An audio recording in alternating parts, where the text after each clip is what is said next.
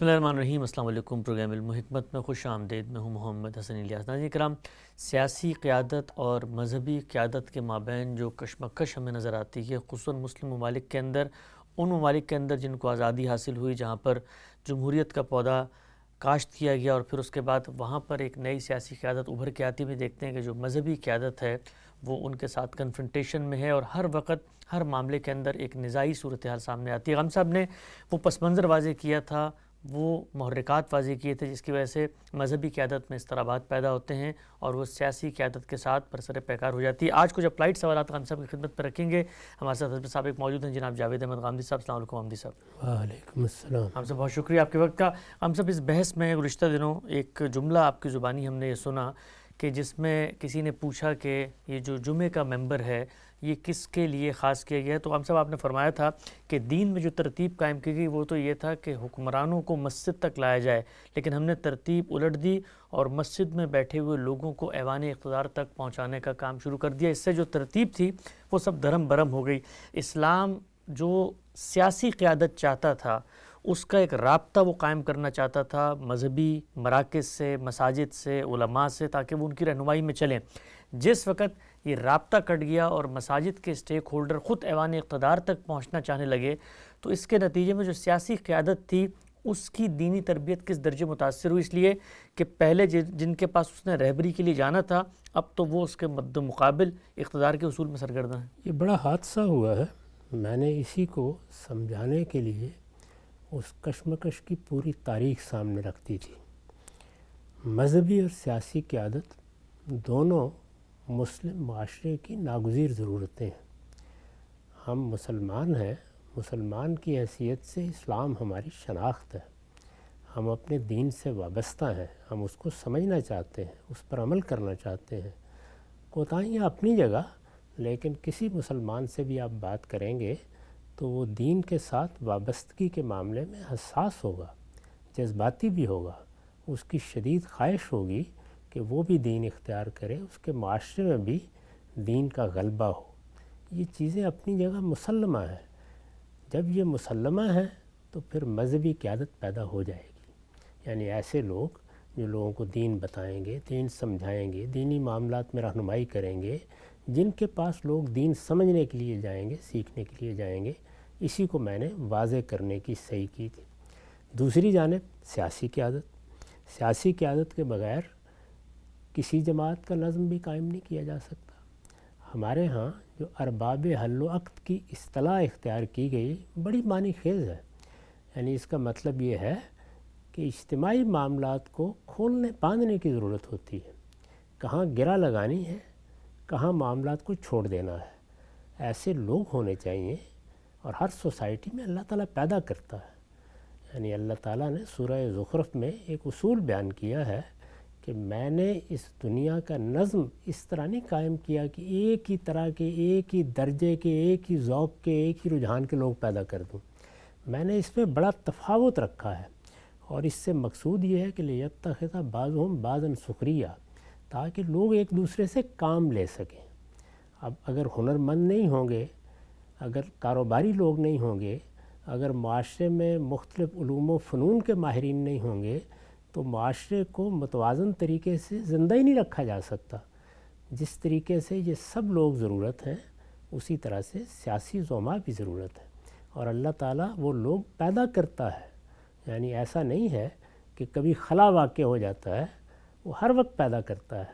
اگر آپ دنیا میں اللہ تعالیٰ کی تخلیقی قوت کو دیکھیں تو وہ جس وقت چیزوں کو پیدا کر رہی ہے، خاص طور پر انسانوں کے معاملے میں، تو وہ پورا توازن ملحوظ رکھتی ہے۔ میں نے کئی مرتبہ توجہ دلائی ہے کہ کیا ایسے ہوا ہے کہ لوگوں کے ہاں صرف لڑکے ہی لڑکے پیدا ہو رہے ہیں، یا صرف لڑکیاں ہی پیدا ہو رہی ہیں؟ اللہ تعالیٰ نے مرد و عورت کو ایک توازن کے ساتھ پیدا کیا ہے، اس توازن کو قائم رکھتا ہے۔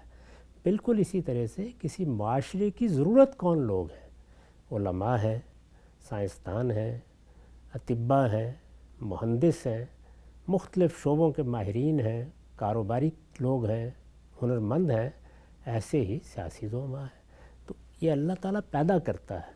کس کو مواقع ملے، کس کو نہیں مواقع ملے، معاشرے کا نظام کتنا اس پر اثر انداز ہو گیا، اس سے خرابیاں پیدا ہوتی ہیں، ورنہ اللہ تعالیٰ کے ہاں اس معاملے میں وہ توازن ہمیشہ قائم رکھا جاتا ہے۔ اسی کو قرآن نے بیان کیا ہے کہ ہم نے زمین و آسمان کو بنایا ہے تو اس میں ایک میزان رکھ دی ہے، وہ میزان جس طریقے سے مادی دنیا میں ہے اسی طریقے سے نفسی دنیا میں بھی ہے، اور اسی میزان کو اللہ تعالیٰ برقرار رکھے ہوئے ہیں۔ جب اس میں عدم توازن ہوتا ہے تو پھر خرابی پیدا ہوتی ہے۔ تو اللہ تعالیٰ تو لوگ پیدا کر رہے ہیں، اب یہ کہ ہر ایک کو اپنی جگہ کام کرنا چاہیے۔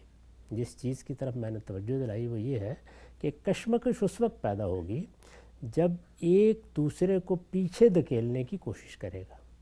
اگر سب کے لیے میدان واضح ہے، کام کرنے کے ذرائع موجود ہیں، مقاصد بالکل متعین ہے، تو پھر بھی کشمکش ہو جاتی ہے۔ کشمکش کی ایک اور وجہ بھی قرآن نے بیان کی ہے کہ وہ بغیم بینہم ہوتی ہے، لیکن یہ کہ اس کے مواقع پھر بہت کم ہو جاتے ہیں۔ اس مقصد کے لیے ہمیں یہ صحیح کرنی چاہیے کہ ہم علماء سے یہ درخواست کریں، یا مذہبی قیادت کہہ لیجئے، کہ وہ اپنے اصل کاموں ہی کو ہمیشہ ہدف بنائیں۔ وہ اصل کام میں نے متعین کر کے آپ کو بتایا تھا کہ وہ علم و تحقیق ہے، تعلیم و تربیت ہے، اصلاح و دعوت ہے۔ انہیں اپنی تمام سرگرمیوں کا محور انہی چیزوں کو رکھنا چاہیے۔ جب وہ دیکھیں کہ معاشرے میں خرابی ہے تو اپنے اسی اصل کام کو اختیار کریں جس کے لیے اللہ تعالیٰ نے قرآن مجید میں کہا ہے کہ علماء پیدا ہونے چاہیے، یعنی خبردار کرنا، چیزوں کے بارے میں لوگوں کو تربیت دینا، ان کی تعلیم کا اہتمام کرنا، ان کے ذہنی اشکالات کو دور کرنا۔ اس مقصد کے لیے تصنیفات ہوں گی، گفتگویں ہوں گی، مکالمے ہوں گے۔ یہ سب ذرائع جو اللہ تعالیٰ نے پیدا کر دی ہیں اور موجودہ زمانے میں بڑے مؤثر ہیں، ان کو اختیار کر کے اپنی بات پہنچائیں گے تو وہ اس جگہ اپنے آپ کو محدود کرنے کی صحیح کریں۔ اور دوسری جانب جو ارباب سیاست ہیں یا ارباب حل وقت کہہ لیجئے یا مسلمانوں کے حکمران ہیں، ان کو یہ دیکھنا چاہیے کہ سوسائٹی کے اسٹرکچر سے استعمار نے مذہبی قیادت کو پرے دھکیل دیا ہے، یعنی وہ ایسے نہیں تھی۔ میں نے بتایا تھا کہ ہماری 1200 سال کی تاریخ میں ہمارے حکمرانوں نے، ہماری سلطنتوں نے، ہمارے بادشاہوں نے ان کی ایک جگہ بنا دی تھی، وہ اسٹیٹ اسٹرکچر کے اندر موجود تھی۔ وہ جگہ بحال کرنی چاہیے۔ اگر آپ اس کو بحال نہیں کریں گے تو پھر وہی ہوگا جہاں سے آپ نے بات کی ابتدا کی ہے، یعنی جب آپ کسی کو صحیح جگہ نہیں دیتے تو وہ پھر آپ کے گریبان پر ہاتھ ڈالنے کی کوشش کرتا ہے۔ مذہبی قیادت کو چونکہ لوگوں میں اثر و رسوخ ہوتا ہے، ان کے ساتھ طالب علموں کی ایک بڑی تعداد بھی بر صغیر میں جمع ہو گئی ہے، جن ملکوں میں نہیں وہاں بھی بہرحال وہ عوام میں اثر رکھتے ہیں۔ چنانچہ جس وقت وہ کسی چیز کے بارے میں یہ طے کر لیتے ہیں کہ یہاں آپ کشمکش کرنی ہے تو ان کے پاس اس کے مواقع ہوتے ہیں، اور وہ کشمکش جب پیدا ہوتی ہے تو اس کو روکنا اتنا آسان کام نہیں ہوتا۔ عامت الناس بھی مذہبی معاملات میں ان کی بات سنتے ہیں۔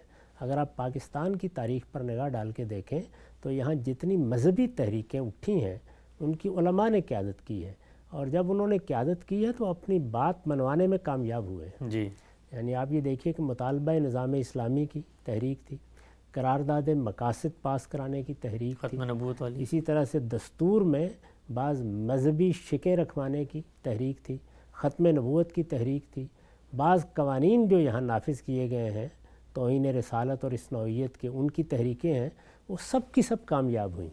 ظاہر ہے کہ وہ اسی وقت کامیاب ہوئی ہیں جب کہ لوگوں کا اثر و رسوخ سیاستدانوں کے لیے ایک مشکل پیدا کرتا ہے، یعنی وہ محسوس کرتے ہیں کہ اب تو یہ معاملہ مسجدوں تک پہنچ گیا، محلوں تک پہنچ گیا، یہ ایک مذہبی حیثیت اختیار کر گیا، اس پہ لوگ جان دینے کے لیے آمادہ ہو جاتے ہیں۔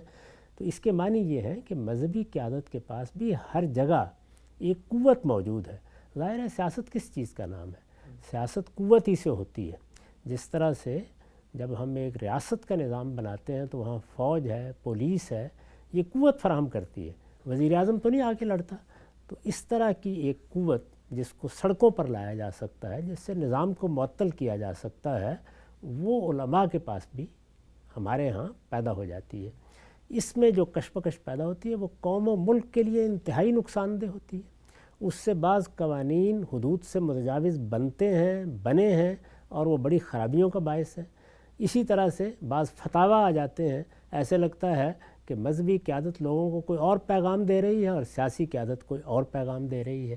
یہ جو صورتحال ہے اس کا حل یہی ہے کہ سیاسی قیادت بھی اپنے اندر فراخی پیدا کرے, تاریخ کا مطالعہ کرے اور وہ جگہ دے جو جگہ ملنی چاہیے. میں نے یہ عرض کیا ہے اور کئی دفعہ اس پر توجہ دلائی ہے کہ وہ جگہ حقیقت میں جوڈیشری ہے. یعنی جو فیصلہ عباسیوں نے کیا تھا اور پھر کم و بیش 1000 سال تک اس فیصلے کے ہم نے بڑے اچھے نتائج دیکھے.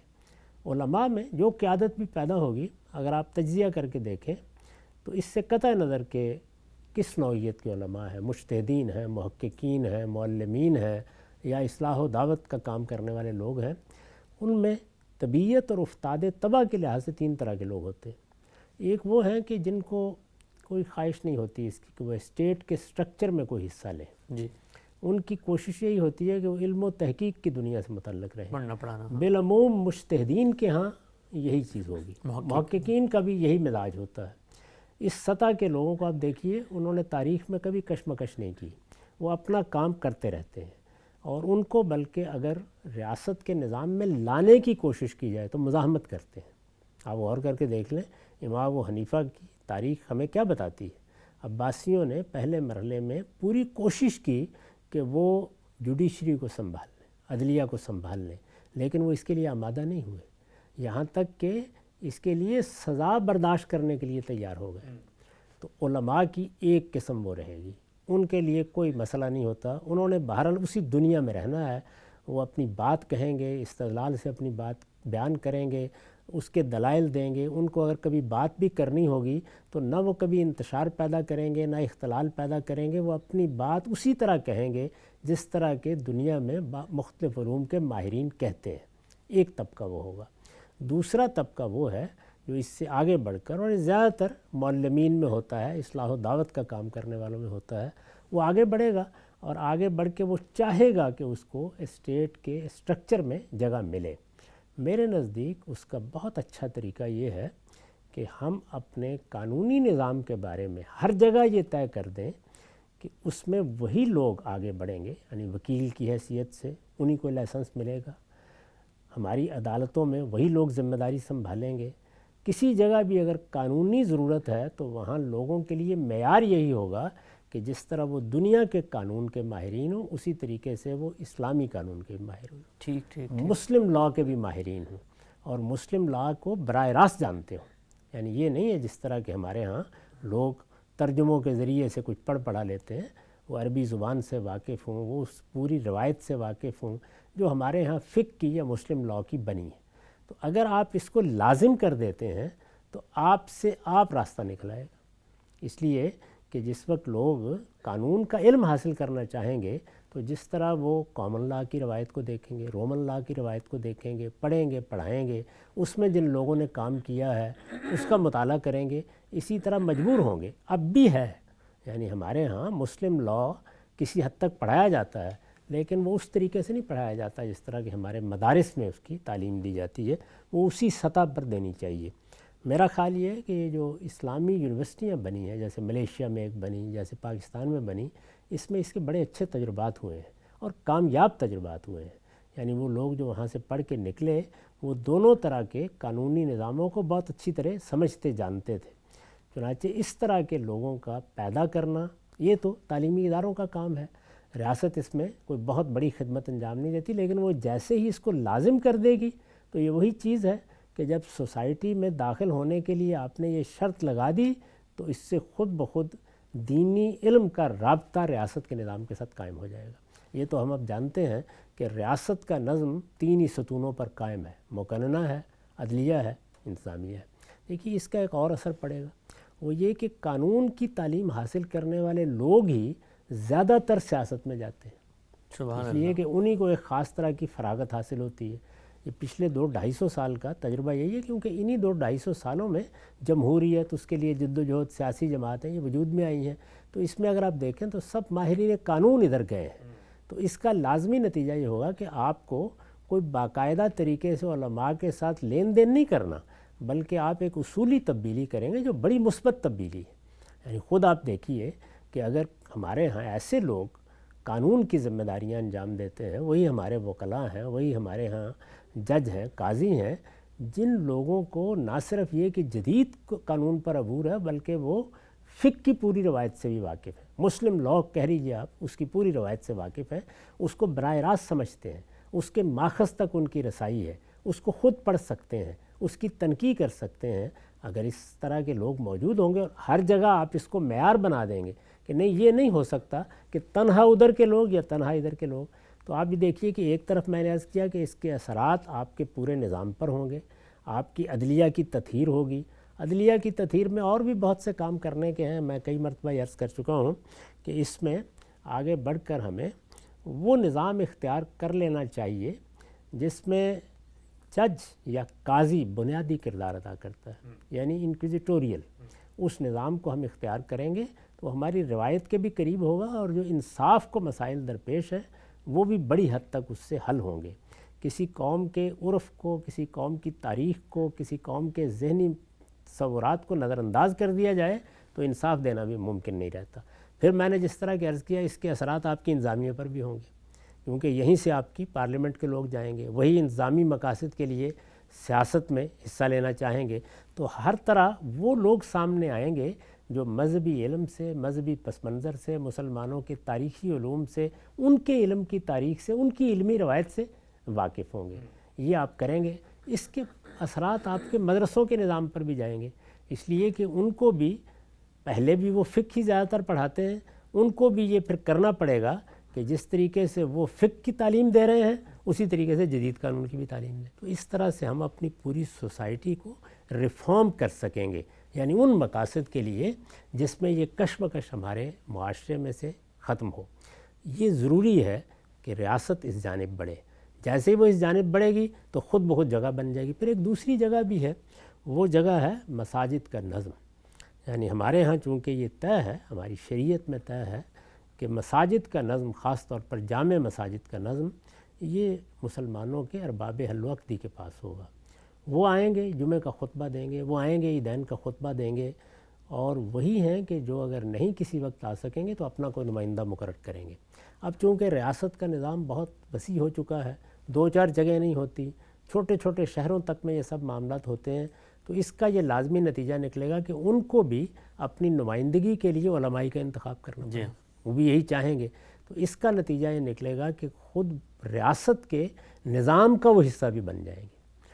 یہ تیسری چیز ہے، یعنی پہلی چیز تو یہ ہے کہ وہ علماء جو یہ چاہیں گے ہی نہیں کہ وہ یہ کام کریں، وہ آپ علم و تحقیق کے ساتھ وابستہ رہیں گے اور اپنی دنیا میں اپنا کام انجام دیتے رہیں گے۔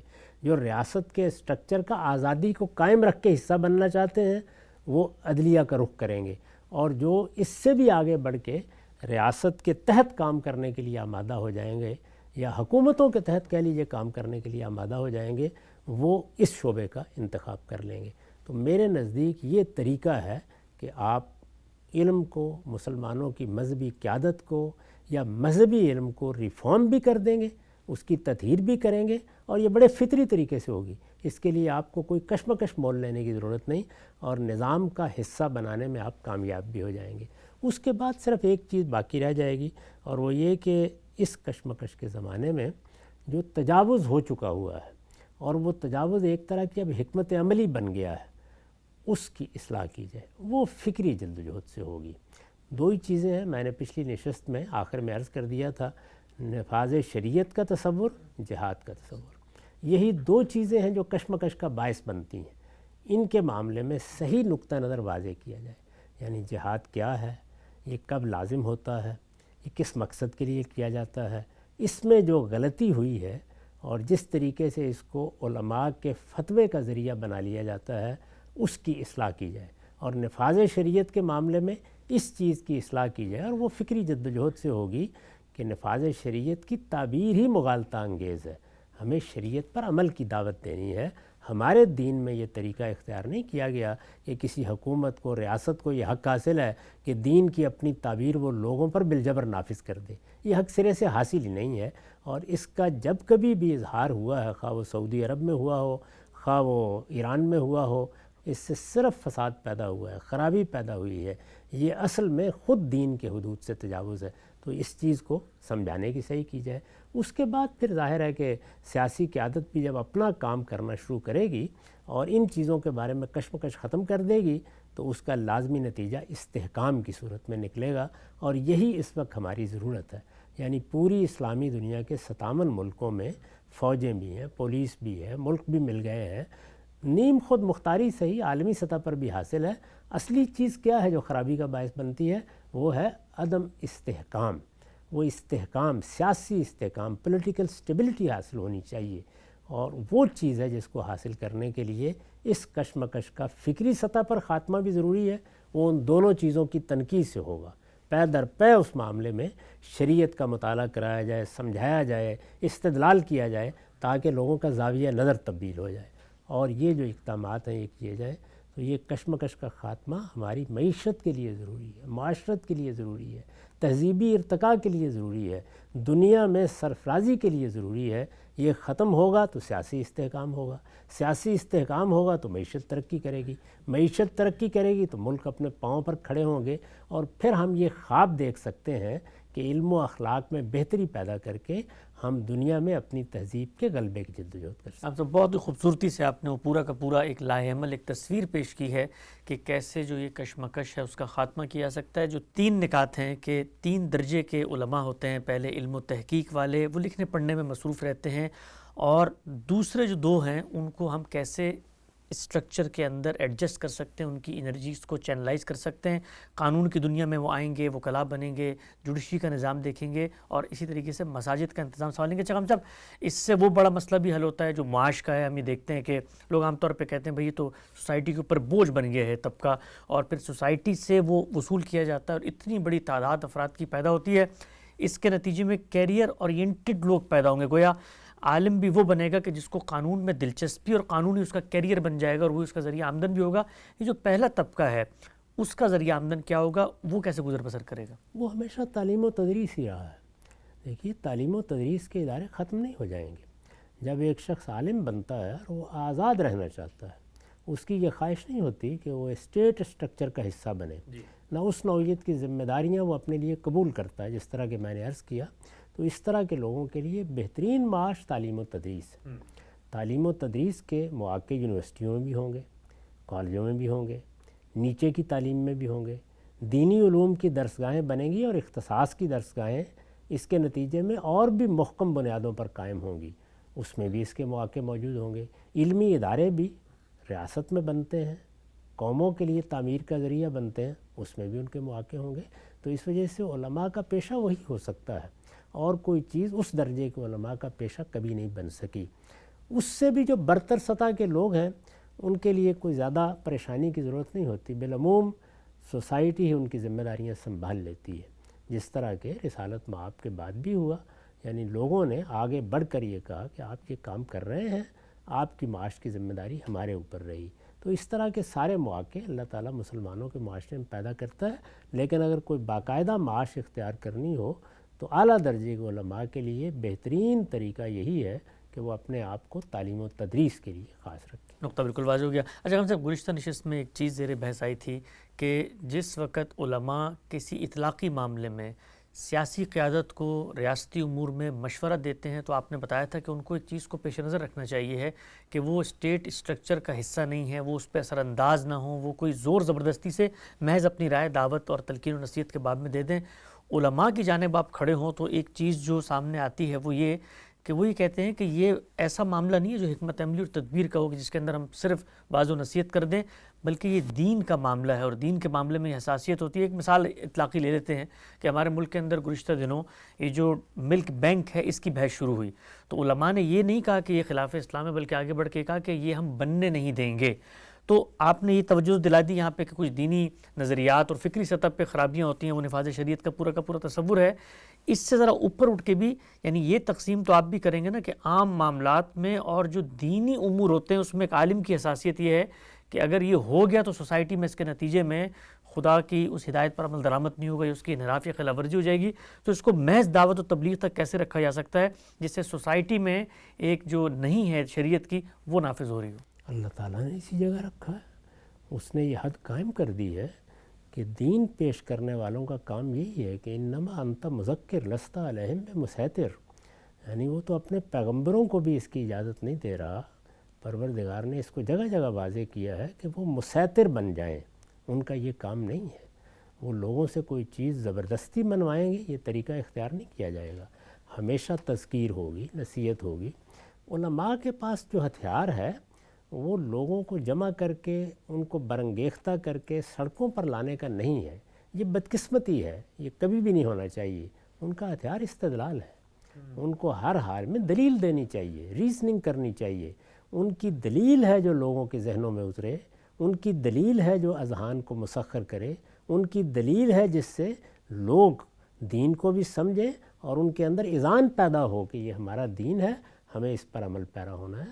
علماء کی زبان بھی یہی ہونی چاہیے، یا وہ ہمیشہ استدلال کا طریقہ اختیار کریں، نہ ریاست میں اگر ان کو اثر و رسوخ حاصل ہو تو وہاں اپنے اثر و رسوخ کو استعمال کر کے جیسے معتزلہ نے غلطی کی اپنی آراء منوانے کی صحیح کریں اور دوسروں کی پیٹھ پر تازیانے برسائیں، اور نہ ان کو یہ طریقہ اختیار کرنا چاہیے۔ ان کے لیے یہی طریقہ ہے کہ وہ استدلال کریں گے، اس کا لازمی نتیجہ یہ نکلے گا کہ سمجھدار لوگ، جاننے والے لوگ سوسائٹی میں ہر جگہ ہوں گے اور وہ اثرات پھیلیں گے۔ اور جس طرح میں نے عرض کیا کہ اگر اس طرح ہماری عدلیہ کے اندر بھی دین کا علم جاننے والے لوگ ہوتے ہیں تو خود ریاست کا اپنا ایک ادارہ موجود ہوگا بہت سی چیزوں کے بارے میں رائے دینے کے لیے، فیصلہ دینے کے لیے۔ یہ معلوم ہے کہ یہاں امریکہ میں اس طرح کے معاملات زیر بحث آئے، مثلا ابارشن کا مسئلہ، تو وہاں پر عدالتیں فیصلے دے رہی ہیں۔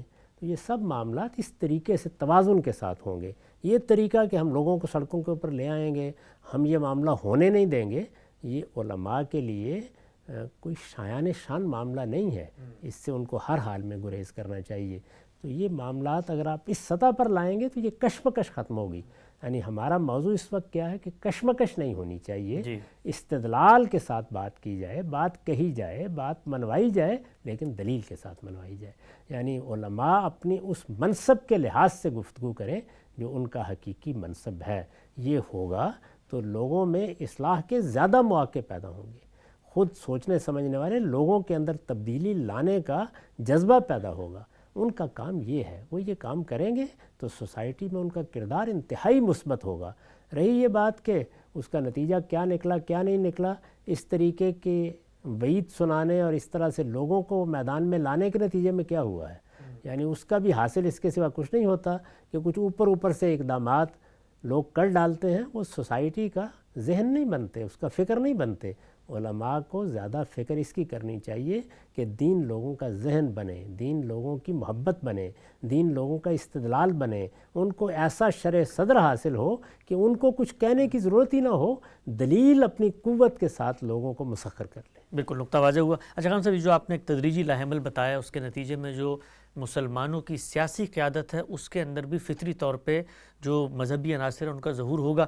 ایک چیز جو خود میرا اپنا پس منظر بھی مذہبی طبقے ہی کے اندر سے اٹھا، ایک چیز جو سیاسی قیادت کے بارے میں بہت تباہش پیدا کرتی ہے، مذہبی قیادت جب لٹریچر پڑھتی ہے، مسلمانوں کی ہسٹری پڑھتی ہے، اس کی گلوری کو دیکھتی ہے، تو وہاں پر جو سیاسی قیادت بھی موجود تھی اس کے اندر مذہبیت کا ایک رنگ تھا۔ یعنی آپ ہارون رشید کے واقعات پڑھتے ہیں، مامون کے واقعات پڑھتے ہیں، خلیفہ منصور کے واقعات پڑھتے ہیں تو معلوم یہ ہوتا ہے کہ بھئی وہ فقہ بھی جانتا ہے، کلام بھی جانتا ہے، تلاوت بھی کر سکتا ہے، حفظ بھی۔ یہاں پر جو سیاسی قیادت موجود ہے ان کا جو ظاہری حال حلیہ ہوتا ہے، ان کا جو تعلیمی پس منظر ہوتا ہے، ان کا جو ورلڈ ویو ہوتا ہے، اس کے اندر اپنی مسلمانوں کی ہسٹری بھی نہیں ہوتی اور جو کچھ مذہبی حساسیتیں وہ بھی نہیں پائی جاتی۔ زیادہ جدید مغربی یونیورسٹی کے پڑھے ہوئے لوگ ہوتے ہیں تو علماء میں ایک بہت زیادہ جس کو آپ کہتے ہیں شدت پائی جاتی ہے کہ یہ گویا ہمارے اندر سے اٹھی ہوئی قیادت نہیں ہے جو ہماری مسلم تہذیب معاشرت، بلکہ یہ غیروں نے لا کر ہم پر مسلط کر دی، اس وجہ سے کوئی اعتماد کی فضا قائم نہیں ہوتی۔ اس کا کیا حل ہے کہ جو مسلمان ممالک میں حکمران ہیں، یہ تو آپ بھی مانیں گے نا کہ وہ جب گفتگو کرتے ہیں ان میں اور مغربی ممالک کے حکمرانوں میں بظاہر کوئی فرق نہیں لگ رہا ہوتا، تو مذہبی ذہن کے لیے اس سے انسیت پیدا کرنا اور اس کو اپنی قیادت کی جگہ پہ فائز کرنا، یہ عقلاً ناممکنات میں سے لگتا ہے۔ نہیں، ایسی کوئی ناممکن چیز نہیں ہے، اس میں بنیادی مسئلے کو سمجھنا چاہیے۔ جب باہر کے لوگ آئے تھے تو انہوں نے آ کے کیا کیا؟ یعنی کیا وہ باہر سے کچھ لوگ کہیں اپنی کسی فیکٹری سے بنا کے لے آئے تھے؟ نہیں، وہ لوگ یہیں کے لوگ ہیں، جی ہاں، ہمارے ہی فرزند ہیں، جن کو انہوں نے کیا کیا؟ تعلیم دی، تو ہمیں بھی تعلیم دینی چاہیے۔ واہ، تو اصل میں ہمارا معاملہ یہ ہے کہ ہم جہاں سے بات خراب ہو رہی ہوتی ہے اس کو موضوع نہیں بناتے، یعنی ہماری تعلیم کی اصلاح ہونی چاہیے۔ اس مقصد کے لیے آپ محض نعرے لگا کے اپنے آپ کو مطمئن نہیں کر سکتے۔ تعلیم کے نظام میں وہ وحدت پیدا کی جائے جس سے جب لوگ نکلیں اور اگر ان کا علم کا ذوق ہو تو جس طریقے سے وہ جدید چیزوں سے واقف ہوں اسی طریقے سے اپنی علمی روایت سے بھی واقف ہوں۔ اس کے لیے ہم الگ سے گفتگو کر سکتے ہیں۔ یعنی ایک تو میں نے ابھی عرض کیا کہ جب آپ قانون کی تعلیم میں یہ تبدیلی کر دیں گے تو اسی کے اثرات غیر معمولی ہوں گے اور اس میں آپ کو بہت اچھی قیادت ملے گی، اور جو آپ مسئلہ بتا رہے ہیں وہ بھی بڑی حد تک حل ہو جائے گا، لیکن بحیثیت مجموعی پورے نظام تعلیم کی بھی اصلاح ہونی چاہیے۔ ٹھیک تو بالکل واضح ہو گیا۔ آخری چند نکات ہم سب بحث کو سمیٹتے ہوئے، آپ نے گزشتہ نشست میں بھی کہا تھا کہ علماء جس چیز پہ سب سے زیادہ اثر انداز ہوتے ہیں وہ خارجہ پالیسی ہے، اور خارجہ پالیسی ظاہری بات ہے سیاسی قیادت جو عملی حقائق ہیں، زمینی صورتحال ہے، اس کو دیکھ کر بنا رہی ہوتی ہے، اور مذہبی قیادت اس کو اپنی خوابگاہوں میں آئیڈیلزم کی بنیاد پر تصور کر کے لوگوں میں پروموٹ کر رہی ہوتی ہے۔ اس معاملے میں سیاسی قیادت کیا کر سکتی ہے؟ یعنی جو بھی حل ہم بتاتے ہیں ظاہری بات ہے وہ دور رس ہے، اس میں لمبا چوڑا ٹائم لگے گا۔ اس وقت بھی ہم نے دیکھا کہ مذہبی قیادت نے جہاد کا اعلان کر دیا اور سیاسی قیادت یہ جانتی ہے کہ ہم جہاد کی پوزیشن میں نہیں ہیں۔ ایسی صورتحال میں کیا سیاسی قیادت کو علماء کو آن بورڈ لے کے حقائق بتانے چاہیے، یعنی بتائیں کہ بھئی ہماری استطاعت کیا ہے، اس موقع پر یہ سب صورتحال ہے، تاکہ خارجہ پالیسی کے اندر جو دوئی ہے وہ پیدا نہ ہو سکے؟ دونوں چیزیں ہونی چاہیے۔ یعنی علماء نے جس نوعیت کا لب و لہجہ اختیار کیا اس میں کیا غلطی ہے ان پر واضح ہونا چاہیے۔ میں نے عرض کیا ہے کہ ان کا کام یہ ہے کہ وہ دین میں کیا حکم ہے اس کو واضح کریں، اس کے حدود و شرائط کیا ہیں وہ بتائیں، اس کے بارے میں لوگوں کو ایجوکیٹ کرنا، تعلیم دینا، ان کا انداز یہ ہونا چاہیے۔ جس چیز کی فرضیت کا اعلان ان کو کرنا ہے کریں، لیکن جس چیز کی فرضیت کا اعلان کرنا ہی ارباب حل وقت کو ہے وہ انہی کے سپرد رہنا چاہیے۔ اس میں جو غلط فہمی ہے ظاہر ہے وہ کشمکش کا باعث بنتی ہے، تو اس میں یہی طریقہ ہے کہ دونوں ایک دوسرے کے ساتھ بات کریں، تبادلہ خیالات کریں، ان چیزوں کو سمجھیں اور سمجھائیں ایک دوسرے کو۔ جب آپ سمجھیں اور سمجھائیں گے تو حقائق بڑی حد تک واضح ہوں گے۔ لیکن یہ میں آپ سے عرض کروں کہ جب تک کوئی انسان اسٹیٹ اسٹرکچر کو، سیاست کو، بین الاقوامی حالات کو بچشم خود نہیں دیکھ لیتا، بڑا مشکل ہوتا ہے یہ سمجھنا سمجھانا بھی۔ ہمارے علماء بالعموم جس ماحول میں پرورش پاتے ہیں اس میں کچھ خواب ہیں جو ہم دیکھ رہے ہیں عرصے سے، ان کے لیے بڑا مشکل ہوتا ہے کہ وہ اس صورتحال کو سمجھیں۔ وہ آپ سارے حقائق سامنے رکھ دیں گے تو وہ کہیں گے نہیں اللہ کا نام لیں، اللہ تعالیٰ کی مدد آ جائے گی۔ تو دیکھیے اب اس پر بھی گفتگو کی ضرورت ہے کہ اللہ کی مدد کا کیا قانون ہے، اس کے کیا ضابطے ہیں۔ تو میرے نزدیک یہ وہ دائرہ ہے جس میں علماء سے بھی بات کرنے کی ضرورت ہے اور سیاستدانوں سے بھی بات کرنے کی ضرورت ہے، یعنی وہ اپنے دین کے اس پہلو کو سمجھیں۔ دو ہی چیزیں ہیں نا میں نے آپ کو متعین کر کے بتایا ہے جو ہمیشہ مطالبے کا ذریعہ بنتی ہیں۔ مطالبہ نظام اسلامی سے لے کر اپنے ملک میں دیکھ لیجئے، آپ مصر میں دیکھ لیں، آپ مراکش میں دیکھ لیں، آپ تونس میں دیکھ لیں، آپ اسی طریقے سے ملیشیا میں ایک کشمکش دیکھتے تھے، وہ دو ہی چیزیں ہیں۔ یعنی خارجہ پالیسی میں مسئلہ یہ ہوتا ہے کہ علماء سمجھتے ہیں کہ اب ہمیں اپنے حقوق کے لیے لڑنا ہے، وہ ایک مرحلہ ہوتا ہے جس میں جہاد زیر بحث آ جاتا ہے۔ اس کی حقیقت بہت اچھی طرح سمجھانی چاہیے اور اس کی ذمہ داری کی نوعیت کیا ہے وہ بھی واضح کرنا چاہیے۔ اور نفاذ شریعت تو میں نے متعین طور پر آپ کو بتا دی ہے کہ دو چیزوں کے بارے میں فکری اصلاح کی ضرورت ہے، یعنی وہاں اصل میں مسلمانوں کے مذہبی فکر کو ریفارم کرنے کی ضرورت ہے۔ تو ریفارم کرنے کا کام اہل علم ہی کرتے ہیں، ان میں ایسے لوگ پیدا ہو جائیں گے، ہو رہے ہیں، کہ جو ان کی زبان میں ان کو بتا سکتے ہیں کہ یہاں آپ حضرات غلطی کر رہے ہیں۔ آخری نقطہ ہم سب بحث کا، کچھ مسلم ممالک کے اندر یہ جو ماڈل سامنے آتا ہے یہاں پر ریاست نے ایک آفیشیل سیٹ بنا دی ہے شیخ الاسلام کی، یا ہمارے ہاں غیر رسمی طور پہ مفتی اعظم ہے۔ آپ کو لگتا ہے کہ مذہبی قیادت کی بھی ایک نمائندہ ایک شخصیت ہونی چاہیے ہے جو اپنی قیادت کو اعتماد میں لے کر ریاست کے ساتھ معاملات کرے، اس لیے کہ خود ہمارے ہاں اتنی پولرائزیشن ہے کہ وہ مذہبی قیادت بھی تقسیم ہے، اس میں فرقوں کے الگ الگ نمائندے ہیں، تو کیا یہ پریکٹیکل سولوشن لگتا ہے کہ شیخ الاسلام ہونا چاہیے یا ایک آفیشیل مفتی اعظم کی سیٹ ہونی چاہیے ہے جو فیصلہ کر کے اپنی جتنی بھی بقیہ سیکنڈری قیادت ہے اس کو لے کر اسٹیٹ میں آئے؟ اس کے نتیجے میں اسٹیٹ اور علماء کی براہ راست کنفرنٹیشن نہیں ہوگی بلکہ دو لوگ آپس میں بیٹھ کے بات کر سکتے ہیں۔ اگر یہ کسی جگہ ممکن ہو تو کوئی معنی نہیں ہے، آخر ہمارے یہاں عثمانیوں نے یہ منصب بنا دیا تھا اور اس کے بعد صدیوں تک یہ منصب قائم رہا، لیکن ہمارے ہاں چونکہ مختلف فرقے ہیں وہ ایک دوسرے کو ماننے کے لیے تیار نہیں ہیں۔